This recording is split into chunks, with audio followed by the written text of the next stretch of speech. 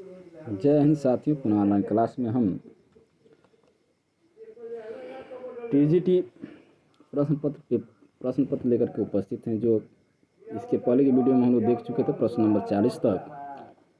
आज हम लोग देखेंगे प्रश्न नंबर 41 से 80 तक का पैटर्न चलेगा। संस्कृत के 4 अध्याय किसकी रचना है? तो संस्कृत के 4 अध्याय ये दिनकर की रचना है।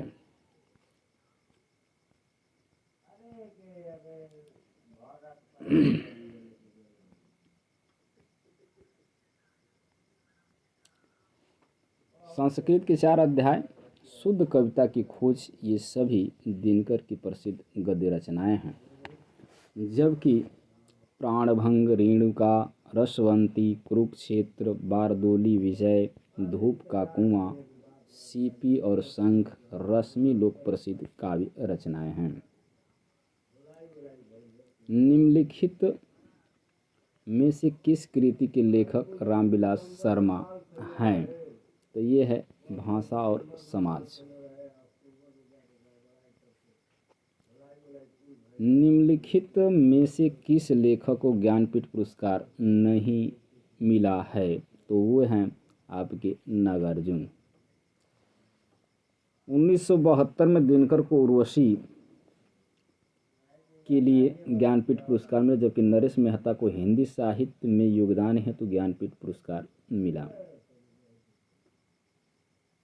मगध कविता संग्रह के रचयिता हैं। तो मगध कविता के रचयिता हैं आपके श्रीकांत वर्मा।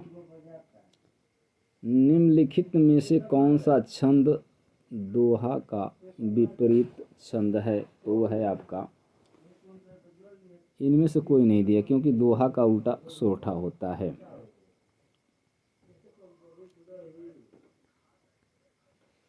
काला जल का कथानक किस समस्या से संबंधित है? तो यह एक सांप्रदायिक समस्या पर संबंधित कथानक लिखा गया है। नेताजी की कहानी के लेखक हैं। तो नेताजी की कहानी के लेखक हैं आपके मनोहर श्याम जोशी। चौपाई में मात्राओं की संख्या कितनी होती है? तो 16 होती है।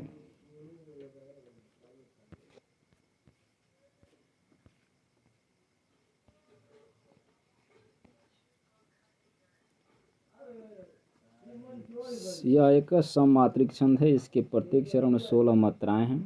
अंत में 2 गुरु वर्ण होते हैं। अंत में जगड़ या तगड़ पड़ता है। निम्नलिखित में से शुद्ध वाक्य चुनना है। तो राम ने रोटी खाई, ये क्या है? शुद्ध वाक्य है। राम रोटी खाया नहीं होगा, राम ने रोटी खाया। राम ने रोटी खाई। निम्नलिखित शब्दों में से शुद्ध शब्द को चुनना है। तो इसमें शुद्ध शब्द है आपका संन्यास। निम्नलिखित उपन्यासों में से प्रेमचंद का अंतिम उपन्यास है। तो अंतिम उपन्यास आपका है गोदान। व्याख्या हम देख लेते हैं।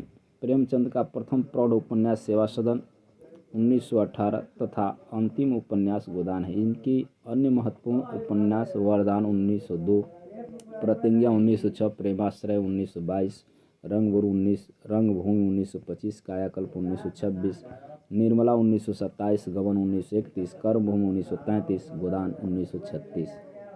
यहाँ सूची मिलान करने की बात कर रहा है। तो सूची मिलान में हम लोग देखेंगे शेखर एक जीवनी।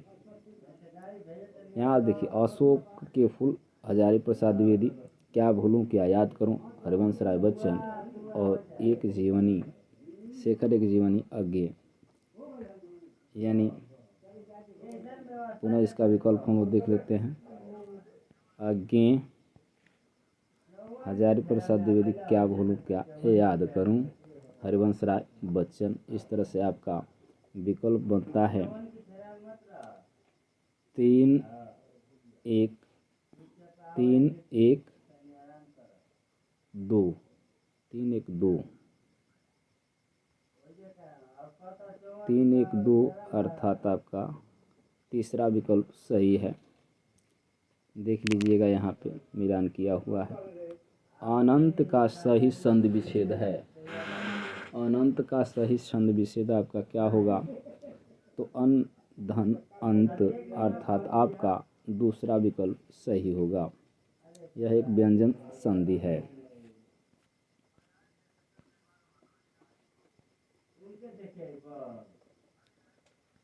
बाल्टी कैसा शब्द है? तो बाल्टी एक पुर्तगाली शब्द है। क्या है? पुर्तगाली शब्द है, यानी इसको हम कह सकते हैं चौथा विकल्प विदेशज। भाषा शब्द है ब्रज भाषा, तो पश्चिमी हिंदी में आता है। दूसरा विकल्प आपका होगा। इसमें कौरवी यानी खड़ी बोली जिसको कहते हैं ब्रज भाषा, बुंदेली हरियाणवी और कन्नौजी हरियाणवी को ही बांगोरी भी कहते हैं। नासिकेत उपाख्यान के लेखक हैं सदल मिश्र, यानी पहला विकल्प सही होगा। इनकी अन्य रचनाएं हैं। सदल मिश्र साहित्यिक कृति में चंद्रावती 1803, रामचरित अध्यात्म रामायण का अनुवाद 1806, हिंदी पार्सियन बाकी वुलरी 1809 उल्लेखनीय हैं। नोट: चंद्रावती और नासिकेतोपाख्यान वस्तुतः यजुर्वेद के आधार पर कठोपनिषद में वर्णित नचिकेत की कथा का ही खड़ी बोली गद्य में रूपांतरण है। शकुंतला नाटक का खड़ी बोली गद्य में अनुवाद किया तो किसने किया? तो राजा लक्ष्मण सिंह ने। इन्होंने अन्य किताबों का भी अनुवाद किया है। शकुंतला के नाटक का खड़ी बोली का अनुवाद किसने किया? राजा लक्ष्मण सिंह ने। इनके द्वारा अनुदित ग्रंथ है रघुवंशम 1878 और मेघदूत 1882। भारतेंदु ने अपना बलियां वाला ऐतिहासिक व्याख्यान दिया था, तो कब दिया था? तो 1884 में। भारतेंदु ने अपना बलियां वाला ऐतिहासिक व्याख्यान 1884 में अर्थात संवत 1941 में दिया। परीक्षा गुरु उपन्यास की लेखक हैं लाला श्रीनिवास दास। लाला श्रीनिवास दास हैं। रामचंद्र शुक्ल ने लाला श्रीनिवास दास को परीक्षा गुरु को अंग्रेजी ढंग का हिंदी का पहला मौलिक उपन्यास माना है। भारतेंदु का केंद्रीय विधा है, तो क्या है? नाटक है। चलिए इसको फिर व्याख्या के अनुसार देख लेते हैं, त्रुटियां भी हो सकती हैं। व्याख्या में दिया है केंद्रीय विधिक नाटक है। इनकी नाटक प्रचलित नाटक रहे हैं। अगला प्रश्न है आपका, नूतन ब्रह्मचारी कृति के लेखक हैं। तो नूतन ब्रह्मचारी के लेखक हैं बालकृष्ण भट्ट।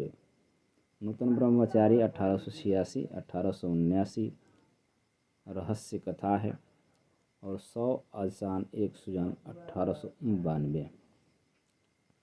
कचहरी में हिंदी प्रवेश आंदोलन का मुख्य पत्र किस पत्र को कहा जाता है? तो वह चौथा है, इनमें से कोई नहीं है। मुख्य पत्र भारत मित्र है।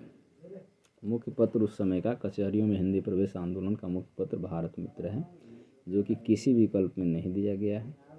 इसके संपादक बाल मुकुंद गुप्त हैं। भारत मित्र की संयुक्ता स्वयंवर है। क्या है? नाटक है, उपन्यास या कहानी है? तो यह एक प्रकार का नाटक है। जो संयुक्ता स्वयंवर लाला श्रीनिवास द्वारा लिखित नाटक है। इनके अन्य नाटक हैं प्रहलाद चरित, रणधीर प्रेम मोहिनी, तप्ता संवरण आदि। रणधीर प्रेम मोहिनी को हिंदी का पहला दुखांत नाटक माना जाता है। ब्राह्मण के संपादक थे, तो ब्राह्मण के संपादक थे प्रताप नारायण मिश्र। आनंद कादंबरी के संपादक रहे हैं, तो ये हैं प्रेम धन, जो मिर्जापुर से प्रकाशित है। कविता के लिए खड़ी बोली के पक्ष में आंदोलन की शुरुआत की किसने की? तो अयोध्या प्रसाद खत्री ने।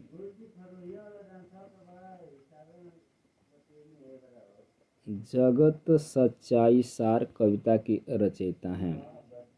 कौन है? श्रीधर पाठक। एकांतवासी योगी, उजड़ ग्राम,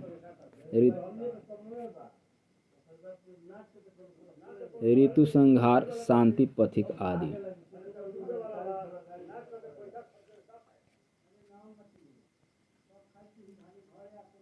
स्वच्छंदतावाद की विशेषता नहीं है, तो इसमें नहीं है, तो चौथा है ब्रज भाषा में रचना नहीं होती थी।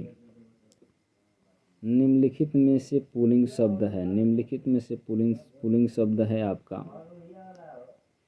अव्यय। ध्रुव चरित्र के रचयिता हैं। ध्रुव चरित्र की रचयिता का नाम है आपका नरोत्तम दास। इनके द्वारा लिखित अन्य रचनाएं सुदामा चरित और विचार माला। कृष्ण गीतावली नामक काव्य के रचयिता हैं, तो ये हैं आपके तुलसीदास।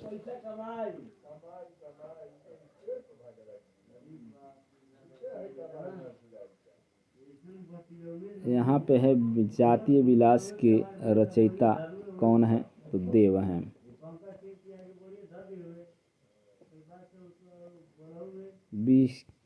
किस रचना को छंद का अजायब घर कहा जाता है? तो वो है आपका रामचंद्रिका। केशवदास द्वारा लिखित रामचंद्रिका को छंदों का अजायब घर कहा जाता है। रामचंद्र शुक्ल ने केशवदास की कटु आलोचना करते हुए लिखा है कि केशव कवि हृदय नहीं मिला था। केशव को कवि हृदय नहीं मिला था।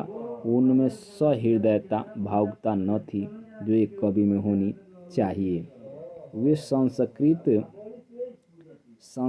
के साहित्य से सामग्रिक लेकर के अपने पांडित्य और रचना कौशल का धाक जमाना चाहते हैं।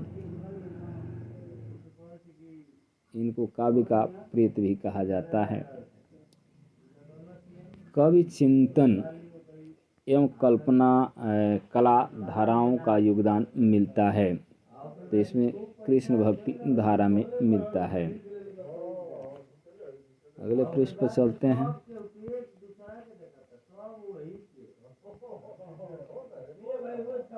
कोहरा है यहाँ पे पर्यायवाची और कुछ शब्द दिए हैं जिसका मिलान करना है। जलज का मतलब होगा कमल। जलद द लग गया तो बादल हो गया। जलद ही मतलब समुद्र हो गया। ये आपका हो गया 2 1 3 2 1 3। तो 2 इसमें आपका है 2 1 3, यानी दूसरा विकल्प सही है।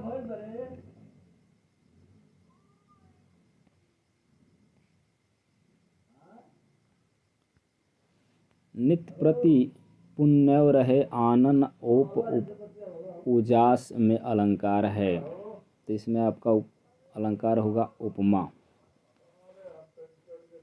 यानी कह रहा है कि उपमा का शाब्दिक अर्थ सादृश्य, समानता यानी तुलना है। जहाँ उपमेय और उपमान में गुण और रूप या चमत्कृत सौंदर्य मूलक सादृश्य का प्रतिमान किया जाए, वहाँ उपमा अलंकार होता है। जैसे सूर सरि सम और सरिस सा अगर जो मिल जाए तो वहाँ हो जाता है, लेकिन इसमें उस तरह का नहीं दे रहा, लेकिन दे रहा नित्य प्रति पुण्यव रहे आनन ओप उपजास में भी आनंद मतलब आँख का इसमें तुलना की गई है। अर्ध कथानक है। अर्ध कथानक आपका है आत्मकथा। ये पहली आत्मकथा मानी जाती है। बनारसी दास जैन द्वारा लिखित है, भक्ति काल की है।